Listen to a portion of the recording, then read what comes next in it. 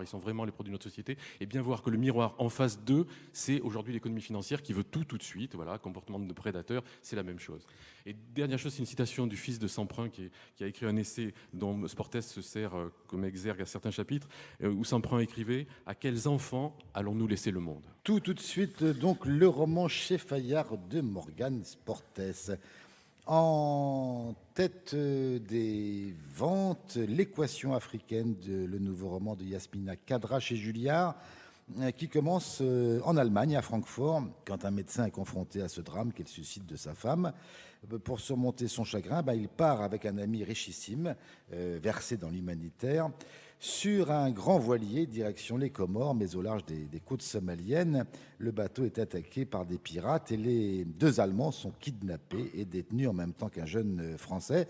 Voilà l'histoire qui d'ailleurs a été ces jours derniers rattrapée par l'actualité, puisqu'il y a eu un fait à peu près identique au large des mêmes côtes somaliennes, avec la façon toujours particulière qu'a Khadra d'écrire et de construire ses livres.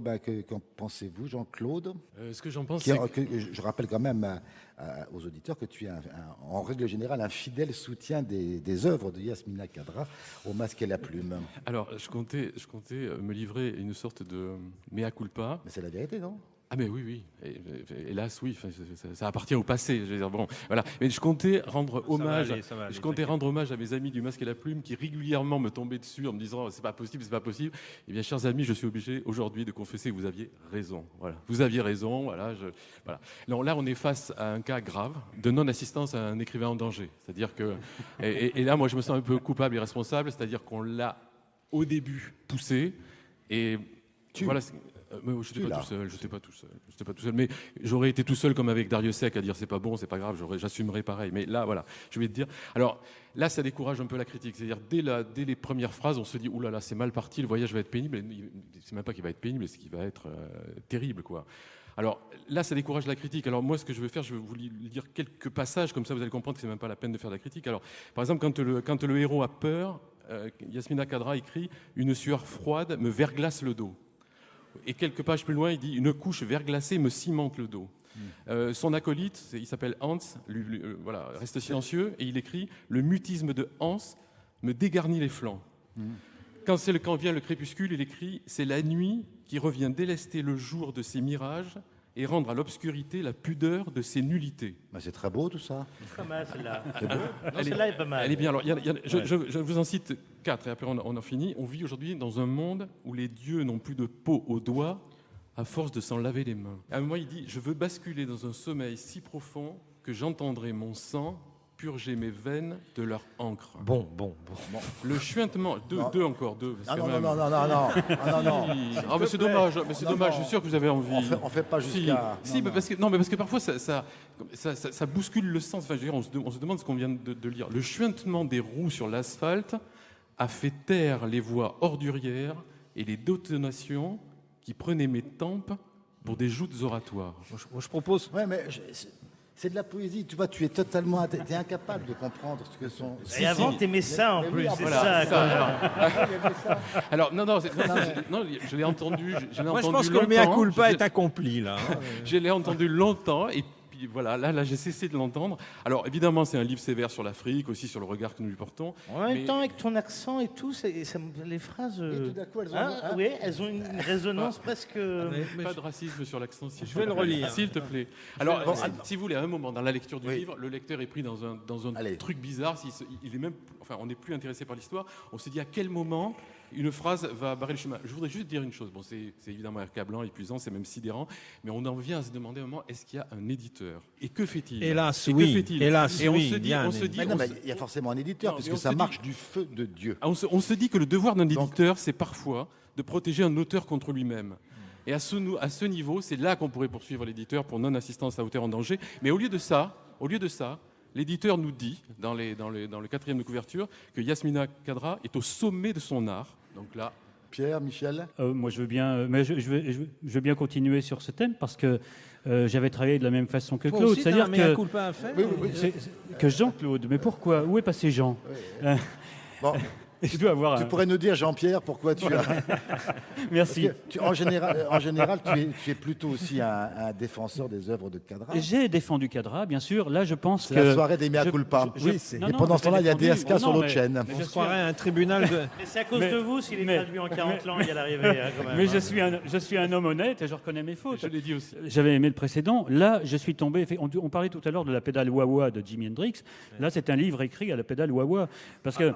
non. Si. Ou en tout cas, on voit que tu n'as pas entendu le concert Hendrix Zappa. Attends, je commence à peine à l'entendre. Ou en tout cas au clairon. Et j'ai fait le même petit exercice, mais là, les traducteurs ont sans doute beaucoup de facilité à traduire Cadra, parce que, écoutez, c'est quand même un livre écrit avec des phrases de série B. Et toutes les phrases de série B font des livres de série Z. Je vous donne, c'est un petit jeu pour le public. La mort, qu'est-ce qu'elle fait? Elle rôde. Elle rôde où? Tout près. Où est-ce qu'une oreille indiscrète traîne? Mais elle traîne alentour. Où est-ce qu'on opine? On opine du chef. D'ailleurs, à la page 375, on dodeline du chef chez lui. Les mamelons qu'on voit dans le paysage, ils sont quoi? Ils sont comme moi, ils sont chauves. Les rapaces tournoient dans le ciel, je vous en fais deux comme ça. Hein. La susceptibilité, où est-ce qu'elle est la susceptibilité? Mais elle est à fleur de peau. Les psychotropes, ils sont de synthèse. Les poils sont hérissés. On s'évanouit où? Dans la nature. Et tout le livre est fait comme ça. Le problème, c'est que moi, j'ai descendu de cheval au milieu parce que j'en pouvais plus. Non, parce que maintenant, tu lis à cheval, maintenant. Voilà. J'en pouvais plus. Et puis, à un moment donné, je me suis rendu compte que j'étais chez Tintin parce que je me suis mis à la place de ce pauvre type qui est dans une geôle. Il a dans ses vomissures, dans ses salissures, etc., etc. Ils sont plusieurs dans la geôle. Et tout d'un coup, il s'est fait battre à coups de ceinturon à clouter, évidemment, parce que le ceinturon est forcément clouté aussi. Donc, il y a tout ça. Et tout d'un coup, arrive un des ravisseurs. Et voilà, je finirai avec cette phrase quand même, parce qu'il faut que je la dise. Là, on est chez Tintin et le capitaine Haddock, parce que la pauvre Locke qui est par terre s'exclame « Ah, vous voilà enfin !» Je vous mets le ton, parce que c'est quand même... Hein, vous allez nous relâcher, espèce d'enflure? De quel droit nous retenez-vous dans ce... Je n'irai pas me relire tellement j'étais énervé. La mascarade a assez duré. Alors, vous vous rendez compte, vous êtes donc dans vos vomissures, et vous voyez arriver le type, et vous dites « La mascarade a assez duré ». Donc, non, ça ne veut pas. Michel? Oui, heureusement que j'ai pas de mea culpa à faire. Parce que... Oui, tu as été plutôt fidèle, comme certains d'entre nous, dans l'hostilité au texte de Cadra. C'est sûr que Morgan Sportes à côté, c'est Michel-Ange. Là, c'est... Évidemment. Non, alors, j'ai rien d'autre à ajouter.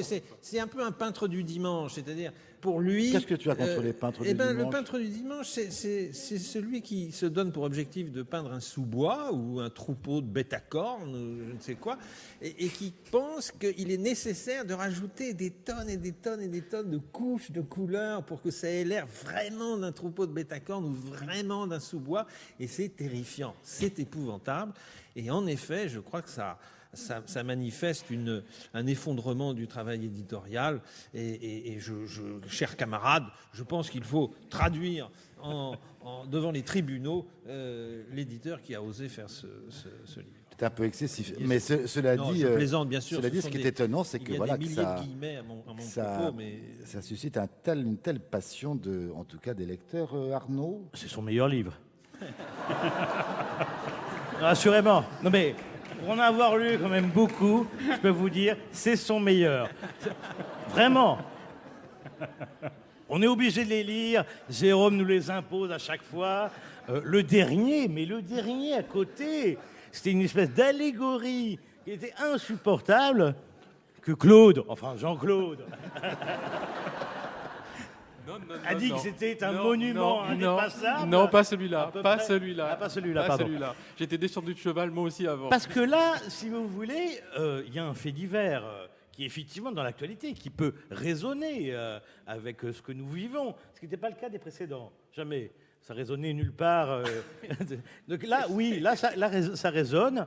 Alors, mais quand même, c'est formidable. Par exemple, ce type, ça commence, il est marié, il est allemand, il a une bonne petite vie, lui est médecin, sa femme travaille dans une entreprise, et elle se suicide. Et elle se suicide pourquoi? pour des raisons professionnelles.